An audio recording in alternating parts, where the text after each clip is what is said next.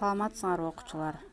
Биз 4 декабрь Манас күнүнө карата Манас эпосун жыйноо, сактоо, изилдөө, абалы жана келечеги деген темада алдыда сөз кылмакчыбыз. Манас эпосу кыргыз элинин кылымдарды караткан тарыхынын алтын казынасы. Бул чыгарма элибиздин руханий табылгаларын, алгылыктууларын басып өткөн тарыхый жолунун орчундуу окуяларын чогултуп, укумдан тукумга өтүп келген улуу мурасы, улуттук сыймыгы. Кыргыз эли өткөн 1000 жылдыктагы адамзаттын дүйнөлүк маданиятына Манас эпосун жаратуу менен чоң салым кошту деп сыймыктануу менен баса белгилесек болот. Манас эпосу дүйнөдө теңдеши зор, көлөмдүү, көркөм чыгарма. Манасчы Саякбай Карала уулунан жазылып алынган эпостун Манас, Семетей жана Сейтек 3 бөлүмүнүн жалпы көлөмү 500 000 сапырды түзөт. Бул байыркы гректердин Илиадасы менен Одиссеясын бирге кошкон көлөмүнөн 20 эседей көп. Манастын ошол бир эле варианты илимде узак убакыт эң көлөмдүү эпос делип келип, Инд элдеринин Махабхарат атасынан 2,5 эсе чоң.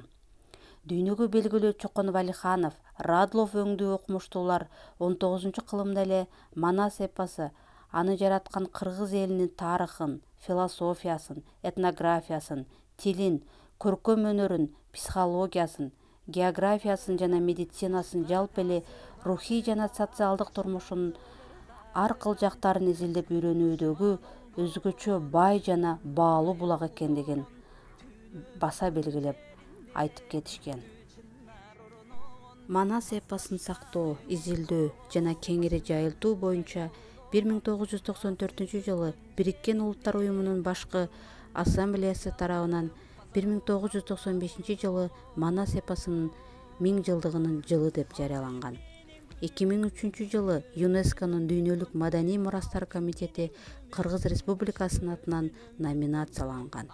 Акын манасчылардын көркөм өнөрү адамзаттын дүйнөлүк мурастарынын курамдык бөлүмү катары долбоорун дүйнөлүк маданий мурастын шедеври деп жарыялаган. Ал эми чет жерлерде Манас сөзүнүн кездешүүсү Кытайда Манас шаары, Манас булагы, Японияда Семетей шаары, Испанияда Манас шаары, Казакстанда Манас жайлоосу, Кореяда Манас чокусу, Венгрияда Манас айылы бар. Ааламга кеткен Манас, аны жараткан кыргыз эли кандай гана бактылуу. Бул саптар аскада калган аңчынын ыы деп аталган улуу жазуучу Чыңгыз Айтматовдун китебинде айтылат. Манас дастанында негизинен кыргыз элинин үрп-адаты, каада-салты, чарбасы, жоокердик турмушу кеңири чагылдырылган. Манас дастаны негизинен айрым эпизоддору 16-кылымда жазылган Маджумат Таварих чыгармасында да айтылат. Манас эпосу алгач жаралганда эле азыркы көлөмүндөгү сюжеттик түзүлүшүндөгү чыгарма болгон эмес.